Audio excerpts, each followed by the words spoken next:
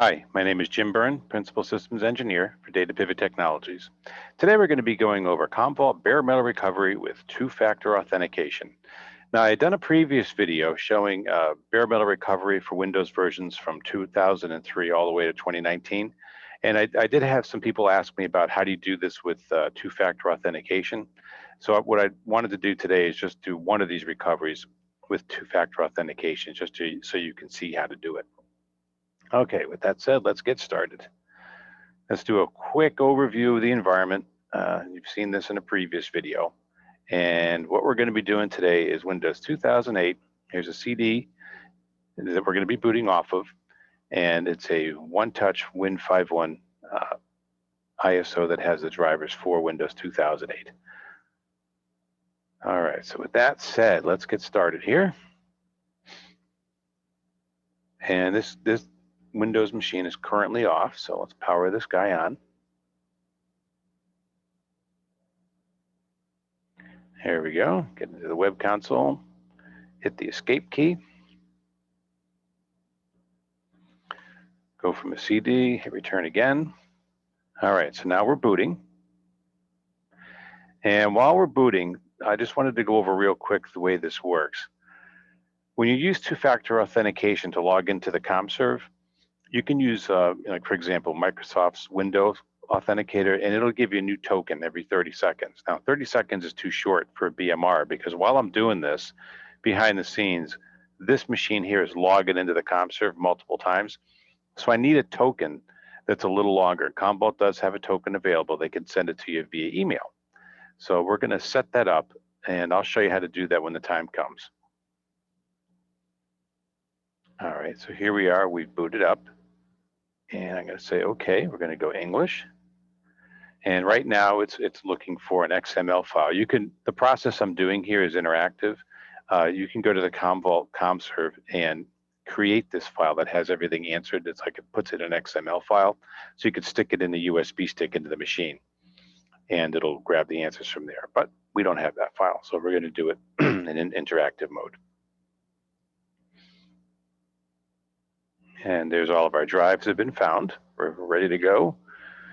All right, let's put the name of the CommServe in, CVCS1, and the IP is 192.168.8.111. The account, I have an account for myself set up for this video.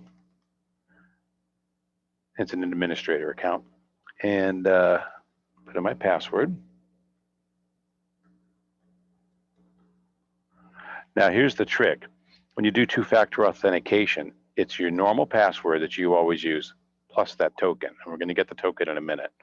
Let me just do this here. I'm just going to finish setting this up. 192. See, 152.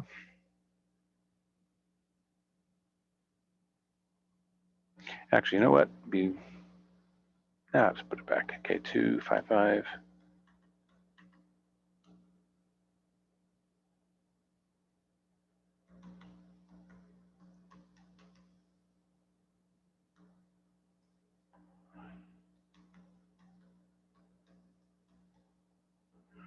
All right. All right, so we typed it all in there. I was going to get lazy there for a second and go DHCP, but we'll go ahead and do that. Now, the last thing I need is my token. So let's go get the token. And what I'm going to do is I was logged in here before. Let me log out. Let's log back in.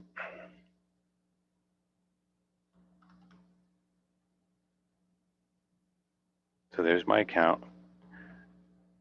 Put my password in. Now, normally you would go over here in your PIN and you'd use your little Microsoft Authenticator. Don't do that. Click here, say Get PIN. Commvault's going to go through, find that user, Byrne, and it's going to send it to the email. So let's go over to my email and make sure you check your junk folder. For whatever reason, mine tends to throw it in the junk folder. So there you are. We've got an email from Commvault, and there's my key right there. So it's 664-890. So we go here and we type 664890. And then we're going to click Get Clients, and it's going to log in. All right, and while we're at it, let's get logged in. That was 664890.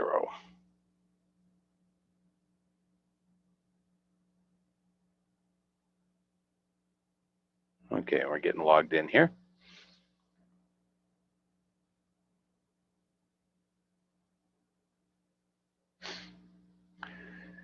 Yeah, I gotta call Commvault and get a key. Okay, let's go here to Jobs. And we'll just leave this sitting here in pole position. Back over here. Okay, so it's going through, it's talking to Commvault.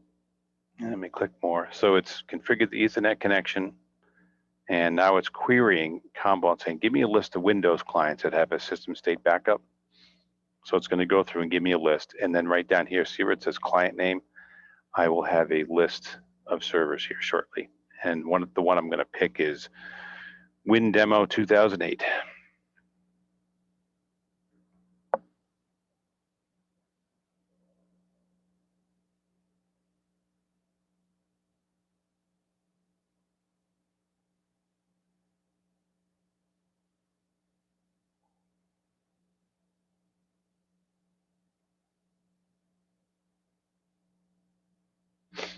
And they should come up shortly.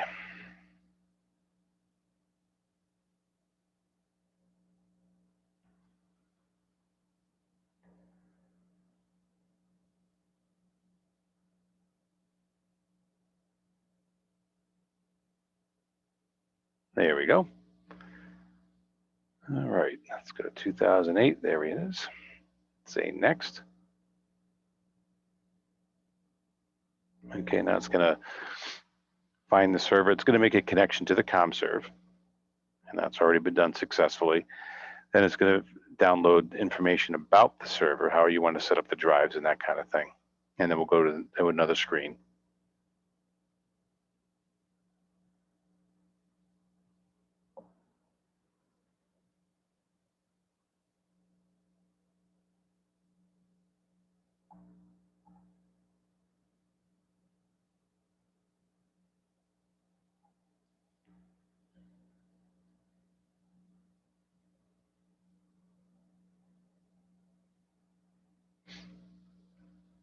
The next thing you're going to see here is it'll say loading RAM disk. So it actually builds a little RAM disk on the machine, loads the software into it so it can run, and then we'll go to the next phase. So you're going to see that here in a second.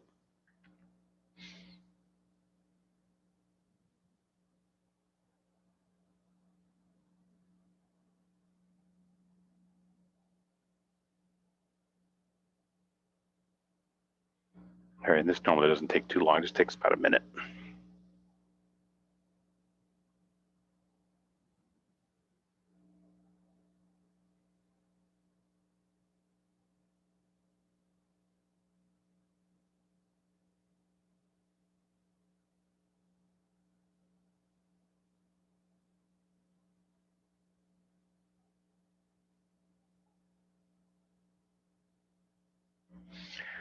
Okay, and here we have, it's going to want us to pick from a certain date and time, or you could pick from the last backup. So I'm going to do the latest backup right now.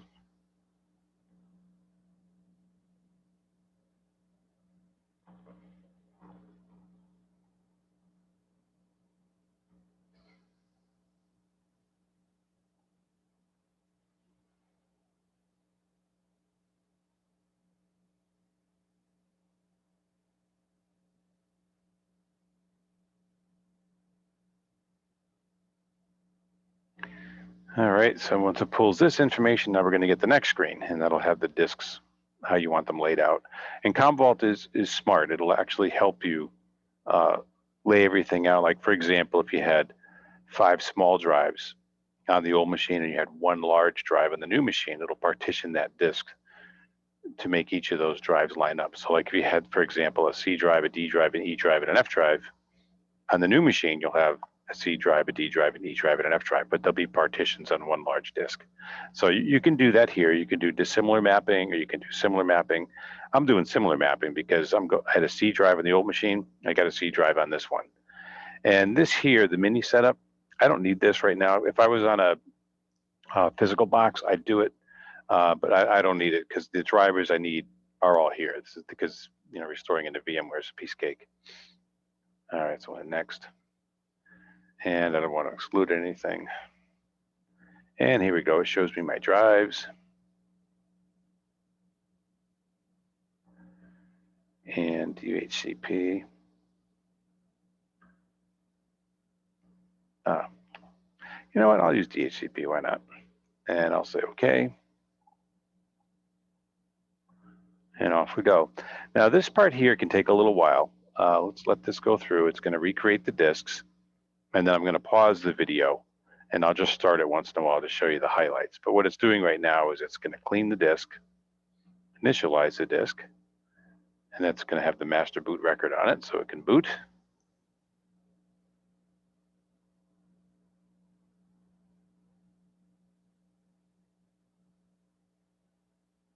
And there, yep, now it's created the partition.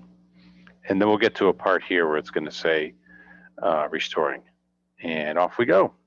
So the restore has started. And let's go over here to Commvault. And, oh, by the way, this is what I was talking about before with logging in and out. This little restore job was to grab information about the server. That's why it's only like 25K. So it's actually a restore that comes back so that the bare metal recovery software knows what to do. So here it is, logged in again. This has started. So what I'm going to do now is I'm going to go here. I'll pause the video and I'm going to come back and you'll see this jump through. No sense watching this. I know it's very exciting, but we're going to pause this.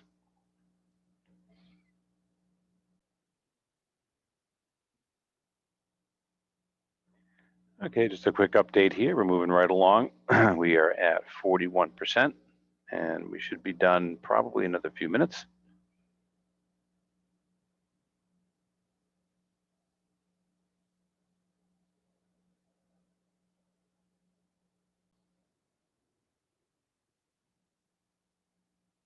Okay, so we're coming down the home stretch now. So you can see the full system restore started. The job is running. And as we go over here into Commvault, we can see what's going on. And there's our restore job. We restored 16.19 gigs of information. We're at 97%, almost done. And it's going to reboot here in a second. And we have about 11 minutes. That's not bad. And this is running in a test environment, and everything is on virtual servers. So this is not by any means high performance gear, and I'm still able to do it in 11 minutes. Okay, let's go back over here, see what's happening. Now what's going to happen here, it's going to come back and tell me they're talking back and forth to each other, and it's checking out if I got to do a registry merge, and it's not necessary.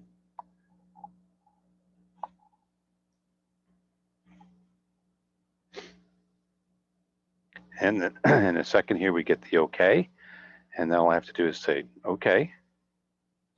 And then the machine will reboot itself, come up, and it may reboot one more time. And then we should be good. So while that's coming around,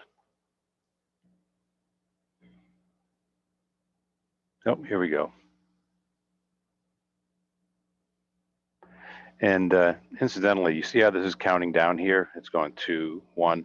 You can go into VMware, and if you go into the boot section, you can set the delay to 10,000 microseconds, and that gives you a 10-second delay before the machine comes up. I always do that in my lab. Makes it easy. So if you want to go into the BIOS or anything, or you want to, you know, change the boot in any way, you can. Okay, here we go. We're up. Now it's not quite done. Let me go here. Let's double check here. Let's log in. And I told it, I don't know why it's asking me this. I didn't bother with adding drivers. Okay, good. We are up. All right, excellent. So that's it. So if you have any questions about bare metal recovery, you can always reach out to us here at Data Pivot Technologies. We'll be answering any questions you may have. You can reach us at Commvault at datapivottech.com. And we have a group of engineers here that are all very capable and will be glad to answer any questions you may have. Or if maybe you have a project and you'd like to move a bunch of physical machines into VMware or to other hardware and you'd like to contract us out for professional services, we can give you a hand with that. And don't forget to hit that subscribe button on our channel so you can get more videos as we create these. And I hope you enjoyed this today. Thank you.